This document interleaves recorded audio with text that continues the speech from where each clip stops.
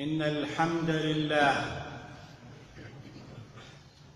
نحمده ونستعينه ونستغفره ونستهديه، ونعوذ بالله من شرور أنفسنا ومن سيئات أعمالنا وفتن زماننا. من يهده الله فلا مضل له، ومن يضلل فلا هادي له، وأشهد أن لا إله إلا الله وحده لا شريك له، وهو ولي الصالحين وناصر المستضعفين وقاصم الجبارين. وأشهد أن سيدنا وإمامنا وقدوتنا محمدًا عبد الله ورسوله.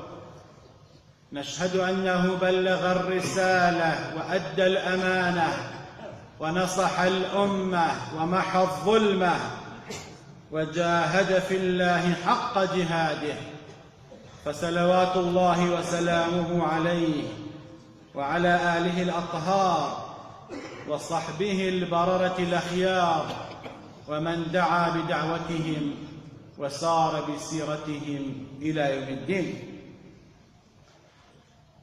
مسلمانانی بەڕێز و خۆشەویست، سڵاو و ڕەحمەتی خوای پەروەردگار بڕژێ بەسەر هەموو لایەکدا ئینشاءالله. زۆر تکامان کرد، زۆر ڕجامان کرد و زۆر هاوارمان کرد ناونیشانی وتاری ئەمڕۆمانە پشت بەخوا. ڕقسەکانم یەکەم ئەکەمە بەناو حکوومەت، دووهەم میلەت. ئەو گەیشتە قڕک، خەڵک زۆر لێتان پڕ بوو، خەڵکتان برسی کرد، خەڵکتان تینوو کرد، خەڵکتان تووشی سوالکردن کرد، خەڵکتان وا لێ کرد ژیانێکی کولەمەرگی هەبێت لە وڵاتێک کە ئێمە خاوەن نەوتین، خاوەن کشت و کاڵین، خاوەن خاکێکی پڕبەرەکەت و بەپیتین، خاوەن دەرامەتێکی زۆرین. ئینجا واتان لەو میلەتە کرد، ئاوا زەلیل و بێچارەتان کرد، زۆر هاوارمان کرد. ئەگەر ئەتانەوێت ئێستا بگەڕێنەوە بۆ ناو میلەت، وەرن چاکسازی بکەن بۆ ئەوەی خوای پەروەردگار لێتان تێک نەدات، پێویستە بە زووترین کات خۆتان چاکەن. ئەو چاکسازیەی بەڵێنتان داوە ئەنجامی بدەن، ئەو بەڵێنەی داوتانە بە میلەت دادپەروەری بکەن، میلەت بەخێو بکەن، میلەت ژیانێکی کامەرانی و بەڕێز و کەرامەتی ئەوێ. ئەو بەڵێنەی داتان بە میلەت داهات ئاشکرا بکەن، هەر هەمووی بە شەفافانە بڵێن بە میلەت ئەوە داهاتمانە و ئەوە خەرجیمانە و بەبێ زڵم دابەشی بکەن. ئەم تکاو نزا و پاڕانەوە و هاوارانەمان زۆر کرد، زۆرمان وت ئەوەی نامستەحەقە دەهێن دەیمەدەنێ و خەڵکی مستەحەق و برسی ناوەمێت بکەن. ئەو چاکسازیەی چەند ساڵێکە دەهۆڵی بۆ ئەکتن لە خۆتانە بەرجەستەی بکەن، با خوا لێتان تێک نەدا، چونکە خوای پەروەردگار ئەگەر غەزەب لە مێرولە بگرێ باڵی بۆ پێیا ئەکا. چەند جار هاوارمان کرد لە مینبەرەکانەوە بەناو حکوومەت بە خۆتاندا بچنەوە، خزم و کەس و کارتان با بە خۆیانە بچنەوە، کوڕ و برا و برازاکانتان با بە خۆیاندا بچنەوە، گیرفانی برا و کوڕ و برازا و کوڕەزاکانتان خاڵیکەن، ئەو پارەی لە گیرفانیاندایە هی ئەو میللەتە ڕەشوڕوتەیە. چەندین جار هاوارمان کرد ئەو مەعاشە باش بکەن، ئەو خەڵکە لێتان قبوڵ ناکات، ئەو خەڵکە 4 ساڵ لە ئێوەی قبوڵەکات. واللهی ئەو میللەتەی ئەو سەبرەی ئەم میللەتە هەیەتی هیچ کەسێک نیەتی وەرە لە ئەوروپا لە ئەمریکا 2 مانگ مەعاش مەدە بزانە چی ڕوو ئەدا، چەند حکومەت ئەڕووخێنن. بەڵام 4 ساڵ ئێوە مەعاش ئێم خەڵکە ئەدزن، هیچ بێباک بوون و گوێتان نەدا و صم بكم عمي. ئێمە نەمان ود لەسەر کورسی وەرنە خوارەوە، وتمان لەسەر کورسی پیاوانە دانیشن، جوان دانیشن. بەڵێنتاندا یاسا سەروەر بێت، والله یاسا سەروەر نەبوو. یاسا تەنها بۆ کەسی بێکەس و فەقیر و هەژار سەروەر بوو. داوامان کرد داواکاری گشتی با بێلایەن بێت، دادگا بێلایەن بێت، بەڵام هیچتان نەکرد و هەڕەشەتان کرد و گوێتان نەدا. قەزافیش زۆر هاواری کرد، زەنگە زەنگە و بەید بەید دارە دارە، مەسیرەکەی چی لێ هاو؟ بەتەمای هەڕەشە لە کێ بکەیت؟ خەڵک گێل نییە، خەڵک هەموو شتێ ئەزانێ. خەڵک ئەزانێ کێ شەقۆ کێشە، کێ شەقوەشێنە، خەڵک ئەزانێ کێ پیاو کژە. مامۆستای داماوی قوربەسەر گیرفان بەتاڵ 4 ساڵە بە بەلاش دزی لێ ئەکرێ و دەرس ئەڵێتەوە، ئاوا پاداش دەدرێتەوە بە شەق و بە زلە. خەڵک داوای چاکسازی کرد، خەڵک داوای چاکردنی مەعیشەتی کرد، بۆ دابینکردنی ژیانێکی کامەرانی. خەڵک گوتی با زوڵم نەکرێت، با یاسا سەروەر بێت. بەڵام تۆ بێی هەڕەشە بکەیت. ئەگەر یاسا سەروەر بوایە ئێستا زۆربەی ئەمانەی کە وان لەسەر حکم ئەبوایە لە زینداندا بوونایە. ئەگەر بزانین قانون هەیە، مخالەفات ناکرێت، تەجاوز ناکرێت، کابرای خزم و کوڕ و برا و برازا بەناوی کۆمپانیاوە دەستی خەڵکی نابڕێت و پارە کۆکاتەوە و خانوویان بۆ دروست کات و دوایی بۆی دەرچێت.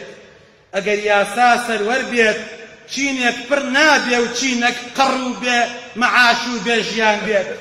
ئەگەر یاسا سەروەر بێت، دادپەروەری قەرار ئەبێ لە وڵاتە. ئەگەر دادپەروەری لە وڵاتە بەرقەرار بوو، ڕەحمەتی خواشدا ئەبارێ لە وڵاتەدا. إن الله لا يغير ما بقوم حتى يغيروا ما بأنفسهم. خەڵکی ئەگەر خۆیان بەرەو چاکە نەگۆڕن، خوای پەروەردگار چاکیان ناکات. زۆرمان وت پێغەمبەر صلی الله عليه وسلم فەرمووی ما من عبد يسترعيه الله رعية يموت يوم يموت وهو غاش لرعيته إلا حرم الله عليه الجنة. زۆرمان وت پێغەمبەر صلی الله عليه وسلم فەرمووی هەر عەبدێکی خوا، هەر بەندەیەکی خوا کار بە دەستی مسڵمانان بکەوێتە ژێر دەستی و ببێ بە برای گەورەی مسڵمانان و میللەت، لەو ڕۆژەدا ئەمرێ غەش و خیانەت و درۆ بکا لەگەڵ میللەتەکەی، خوای پەروەردگار حرامی ئەکات بڕواتە بەهەشتەوە. زۆرمان وت ئەمە ڕووداوە نەخوازراوەکانی ئەم دواییە. وەستانی ژیان، وەستانی فەرمانگە و دائیرەکان، وەستانی قوتابخانە و جامیعە و زانکۆ و وەستانی نەخۆشخانە و کارنەکردنی کارمەندانی تەندروستی.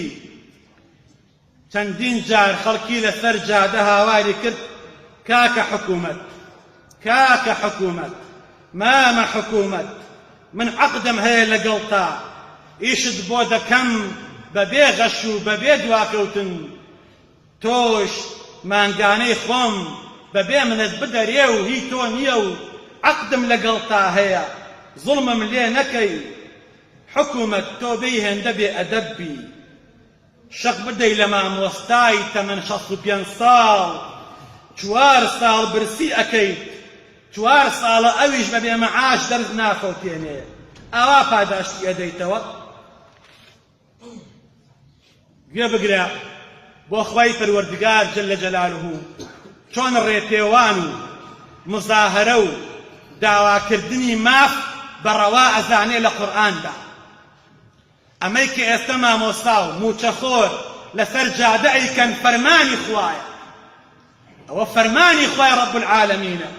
أعوذ بالله من الشيطان الرجيم. لا يحب الله الجهر بالسوء من القول إلا من ظلم وكان الله سميعا عليما.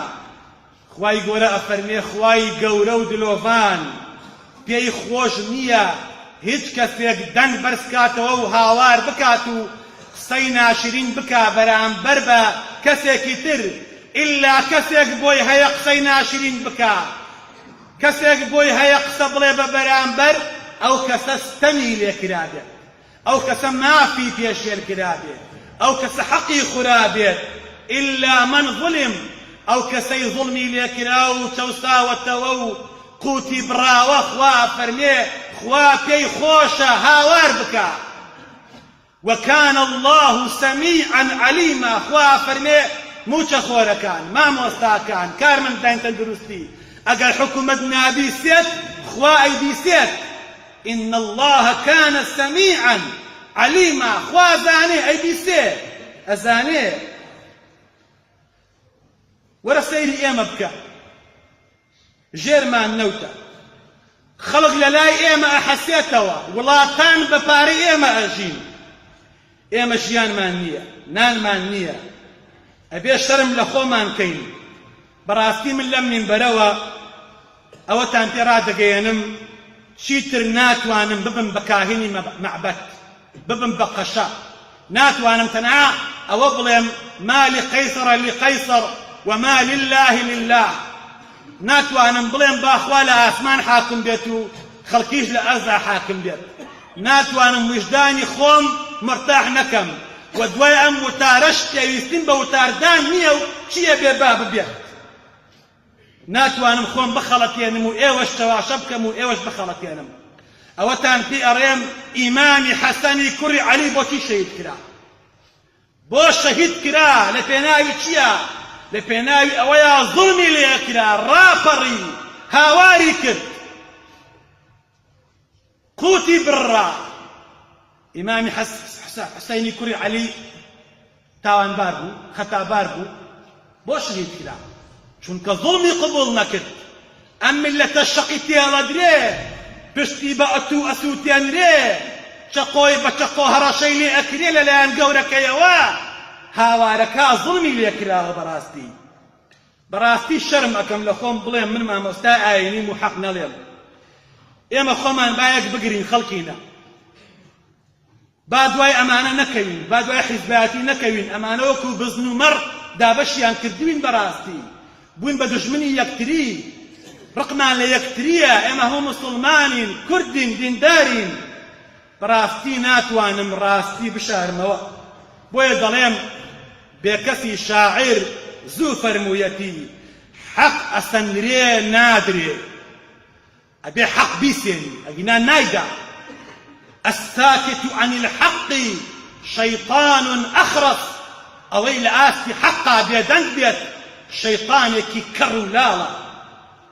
عومەری کوڕی خەتاب سەحابەکان هەڕەشەیان لێ کرد، خەلیفە بوو، ئەیان ترساند، ئەیان وت کراسەکەی تۆ لە هی ئێمە زیاترە. لەکوێ بوو ئەو کراسە زیاد؟ مەترێکی زیاد لەکوێ بوو؟ چی لێ هاو ئەو وەنەوشە درعانە و ئەو لەگزە درعانە و لەکوێ بوو ئەی عومەر؟ ئەو باخیرەنەوتی و لەکوێ بوو ئەی عومەر؟ باقەکانی ئەمریکا پڕە، ئەوروپا پڕە لە پارەی تۆ لەکوێ بوو ئەی عومەر؟ عمر أي فرموا لا خير فيكم إن لم تقولوها ولا خير فينا إن لم نسمعها. عمر فرمي أما براستي تشيني دست پروردەی پێغەمبەر صلى الله عليه وسلم کە قبول نەکا لە عومەر کراسەکەی بستێ درێژتر بێت. ئەگەر ئێوە قسەی حەق نەکەن خێرتان تیان نییە، ئەگەر ئێمەی کار بەدەست نەیبیستین ئێمەش خێرمان تیان نییە. ئێمامۆستای موچەخۆر و کارمەندی حکوومەت ئەمە 4 ساڵە هەرێکە لە ئێمە ئاگادار بن لەم قسەیە بن دیوارێ بەخێوە کات. ئەمە قسەی پەرلەمانتارەکانە، قسەی من نییە. چەند موچەخۆری ڕەسمی لەم وڵاتەیە هەیە لە بەرامبەردا ئەوەندە خەڵکی معاشی بندیوار و معاشی فەزایی وەرەگرێت. هەموو موچەخۆرێک لە بەرامبەریەوە بندیوارە دانراوە ئیشب بۆ حیزبەکە، یا لە مەقەڕە، یا لە تەلەڤیزیۆنە، یا لە ڕادیۆیە، یا دەنگی بۆ کۆکاتەوە، یا ئیشی بۆ ئەکە، یا تەنزیمە. نیوەی معاشی موچەخۆری ڕاستەقینە ئەدرێ بۆ کادرە حیزبیە. ڕەنگە لە مزگەوتیش نوێش کات. ئەمە قسەی پەرلەمانتارەکانە، قسەی من نییە. ئەم پارە حرامە. تۆ ئیش بۆ حکوومەت نەکەیت، چۆن پارەی حکوومەت ئەخۆیت؟ ئیش بۆ حیزب ئەکەیت، ئەبێ حیزب خۆی خزمەتت بکات. سەیری ئەم دژمنایەتیە، ئەم پارەخۆریە دروست کراوە لەم وڵاتەیە. بەڕاستی ئەم تەفرەقەیە، ئەم دووبەرەکیە دروستیان کرد. عەبدوڵڵا پەشێ و شاعیرێکی گەورەیە ئەڵێ چی؟ ئەڵێ من زۆنێک ئەناسم، من زۆنێک ئەناسم و زۆنێک ئەزانم، ڕقی لە هەموو زەردێکە تەنیا زێڕی عەیارە 24 زەرد نەبێت. و زۆنێکیش ئەپێ ئەزانم، ڕقی لە هەموو سەوزێکە تەنها دۆلاری چاو سەوز نەبێت. ئەشەم بیلا وایان لێ کردوین، ئەشەم بیلا دابەشیان کردن وەکو ماڵ، وەکو پارە. ئەشەم بیلا حیزبایەتی ئێمەی کرد بە دژمنی یەکتری. برا ڕقی لە برایە، باو ڕقی لە کوڕە، دراوسە ڕقی لە دراوسەیە. بەهۆی چی؟ بەهۆی حیزبایەتیەوە بەداخەوە. پێغەمبەر صلی الله عليه وسلم فرمووی من عادى لي وليا فقد آذنته بالحرب. ئەمە فرموودەی پێغەمبەرە صلی الله عليه وسلم لەسەر زمانی خوای رب العالمینەوە گێڕێتەوە. فرموودەی قودسیە.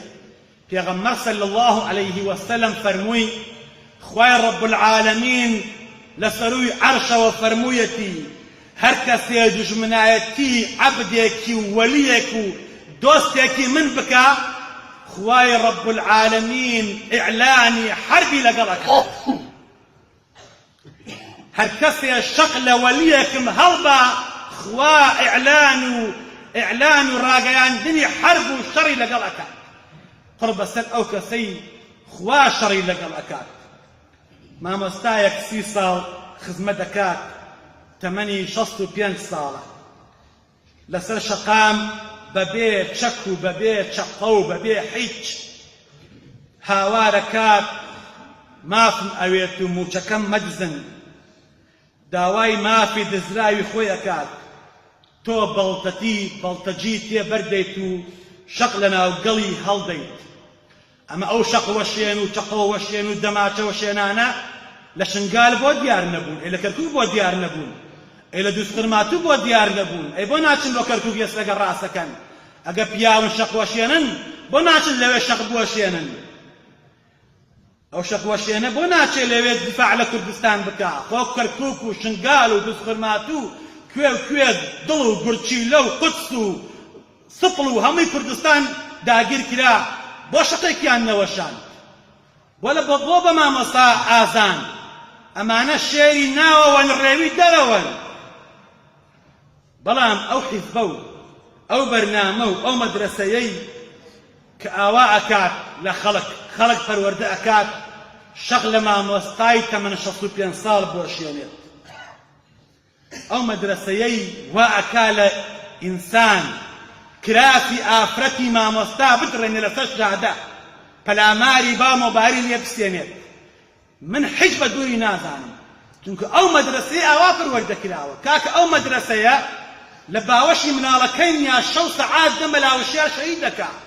ئەو مەدرسەی لەناو حەرەمی جامیعەیە سەدەج عوسمان شەهید دەکات، کاوەگەرنیانی شەهید دەکات، کێ ئەکوژێ، حەفەی شبات دروست دەکات. هەر هەمان مەدرسەیە. خەفەتی بۆ ناخۆم، وا فێر کراوە.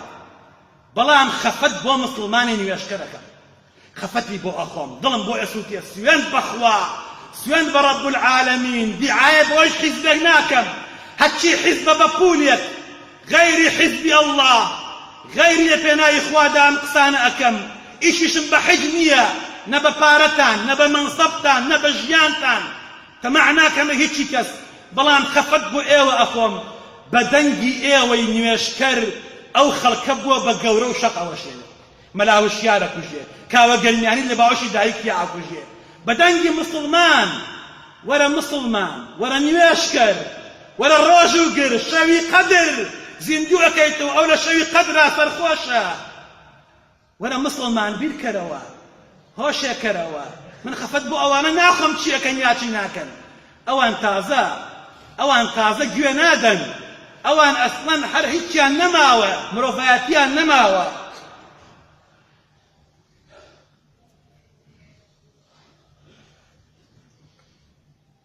ئەمانە ئەگەر ڕاستیان کردایە استیقالەیان نەکرد لە باتی ئەوەی داوای لێبوردن بکەن لە خەڵک کە ئێوەمان برسی کرد بێ هەڕەشە بکەیت، پەلاماری ئافرەت بیت. زاناکان ئەڵێن ئافرەت سەگ سڵی لێ ئەکاتەوە، سەگ. قەنەع ئەفەرمێت سەگ پەلامارت بداتێ دانیشی ڕزگارە بی، هەر کەسێ هەڵمەت لە کەوتووبە لە سەگ زۆر کەمترە. سەگ پەلامارت بداتێ دانیشتیشت لێ ناکە. ئەو کەسەی هەڵمەت ئەدا لە کەسی کەوتوو، لە کەسی بێدەسەڵات، لە سەگ زۆر کەمترە بەڕاستی. بەڕاستی حکوومەت نەیتوانی باوکێکی چاک بێت، نەیتوانی گەورە بێت، نەیتوانی دڵسۆز بێت. خائن بوون، باش نەبوون، خراپ بوون. ئەمانە خەڵکیان ناوێت، ئەوانە تەنها خەمی خۆیانە. سەرکردەکانی جیهان ساڵانە ئەچن بۆ خزمەتی مامۆستاکانیان، خزمەتیانەکەن و دەستیان ماچەکەن. خەڵکینە، خۆتان بێگوناح مەکەن، سوێند بەخوا ئێمەش تاوانبارین. گوێ بگرە بۆ خۆی رب العالمین. أعوذ بالله من الشيطان الرجيم. إن فرعون وهامان وجنودهما كانوا خاطئين. هەرسیان یانەکو یەک باسەکە خوای پەروەردگار. فرعون، هامانی وەزیری، جوندی و لەشکرەکە و قەومەکەی، ئەڵێ هەرسیانیان لە تابوتێکە حەشرەکرێن. بۆ؟ چونکە ئەگەر پشتیوانی دوژمن، پشتیوانی جوندی و ملت نەبێت، پاشا زوڵم ناکات. پاشا زوڵم ئەکات بە پشتیوانی خەڵکەکەی، بە پشتیوانی خەڵک زوڵم ئەکات. والله عیبە ملەتەکەت بچەوسێنیتەوە، ئاوا قسە بکەی بەرامبەر ملەتەکەت. ئەی بۆ بەرامبەر بە عەبادی ئەوە نەزەلیلن؟ بۆ خۆتان تەسلیمی عەبادی کرد، خاکی تێ ببەخشیت. ئاخر ئێوە کێ ماوە لە ناو ملەتا زەلیلی نەکەن، شکۆی نەشکێنن، ڕوبەڕووی نەوەستنەوە و چەکی ڕوبەڕوو نەکەنەوە. لە کۆتاییدا دەڵێن مسڵمانەکان، چاکسازی بە دز و بە جەتە و بە گەندەڵ ناکرێت. بەڕاستی شتێک کە گەنی باش نابێ بێ فڕێ بێت. گوێ بگرن بۆ بەسەرهاتە. کابرایەک خێزانێکی ئەبێت، عەبدولحەمید کوشک لە وتارێکە باسیەکە، ئەفەرمێت چوو بۆ بازار کابرا، کیلۆ نیوێ قیمەی جوانی بۆ هێنایەوە، وتی ئافرەت ئەم قیمەیەم بۆ بکە بە شفتە با بیخۆی، یانی وەڕۆیە ئێوارە بیخۆی. وتی باشە. کابرا چوو بە شوێن ئیش و کاری خۆیەوە، ئێوارە هاتەوە سێرەکانە بۆنی شفتەیە و نەحیچ. وتی ئافرەت ئەوە چی کرد؟ کوا شفتەکە، کوا گۆشتەکە؟ وتی پیاوەکە ئەوەی ڕاستی بێ تا خەریکی جنینی پیاز و تەماتۆ ئەوە بووم، گۆشتەکەم دانابوو پشیلە خوارد، هەمووی خوارد، پشیلەکە خواردی. کابراش چوو پشیلەکەی هێنا و کێشای سێرەکە 1 کیلۆ نیوە پشیلەکە، 1 کیلۆ نیو، کیلۆ نیوێکە. وتی ئافرەت هذا لەحم فەئەینە القط. ئەگەر ئەم پشیلەیە کیلۆ نیوێکی خواردی بێ گۆشتەکە، ئەمە کیلۆ نیوە گۆشتەکەی، پشیلەکە خۆی لەکوێ؟ پشیلەکە خۆی لەکوێ؟ میلەت گێل نییە، هەموو شتێ ئەزانێ. ئێستش ئەم حکوومەتە بە خەڵکی ئەڵێ پشیلەکە خواردی، هەموو شتێ ئەزانێ. خەڵکی ئەزانێ باخرە هەیە، نەو دەفرۆشێ خۆ نوتیان نەکڕیوە نوتیان فرۆشتووە ئەی پارەکەی لەکوێیە گوێ بگرن بۆ حکوومەت قەیرانی دروست کرد بە بیانووچی یەکەم شەڕی داعش دووهەم هاتنی 2 ملیۆن ئاوارە سێهەم دابەزنی نرخی نەوت چوارەم بڕینی موچە ئەیخۆ ئەم هۆکارانە نەمان ئاوارە ڕۆیشتەوە و بگرە خاکی کوردستان نیوەی داگیر کرایەوە ئێستا کەمیشین ئەیخۆ نۆت فڕی بۆ 70 دۆلاریش وعدیاندا هەر باش بوویەوە چاکیەکەی موظف نییە 25 بۆ 30 ملیۆنی لای حکوومەت نەبێت حەچی موظف ئەمە ناخێتی 25 ملیۆن یا 30 ملیۆن تاوانە بێ هەڵگری هی هەر موظفی حکوومەت لە قیامەتان نەیدێتەوە هەر دینارێک بە تاوانێک وەرە هەڵیگرە ئەمە قسەی خوایە ئەمە قورئانە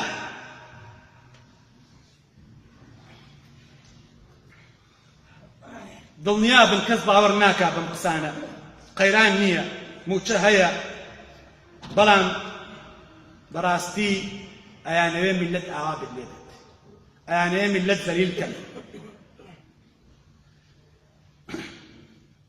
لە کۆتاییدا دەسەڵاتمان نییە تەنها دەستی نزاڵ پاڕانەوە بۆ لای خوا بەرزەکەینەوە خوا کەسی بێکەسانە خوا سەمیع الدوعایە خوا بیسەرە خوا بینەرە خوا بە حاڵی عەبدەکانی ئەزانێ بۆیە لەم مینبەرەوە لەم کاتە پیرۆزەدا ئەڵێن یا رب العالمین خوای پەروەردگار فریای ئەم میلەتەکەویت خوایە ئەم میلەت تەفرەقەی تێکەوتووە دووبەرەکەی تێکەوتووە خوایە ئاشتی کەیتەوە خوایە پاشایەکی زانا و دانا و عادل و دادپەروەر بنێری بۆ ئەم وڵاتە یا رب العالمین خوایە ئەم وڵاتە ڕزگارکەی لە هەموو خائینێک لە هەموو دزێک لە هەموو چەکەیەک لە هەموو مافیایەک خوایە ڕزگارمان کەی ئەوەی خیانەتمان لێ ئەکا ئەوەی درۆمان لەگەڵ ئەکا ئەوەی دەلیلمان ئەکا ئەوەی موچەمانە بڕێ خوا کەرامەتی بشکێنی برسی کەی نانی ببڕ یا رب العالمین ئەوەی دڵسۆزی خاکە دڵسۆزی وڵاتە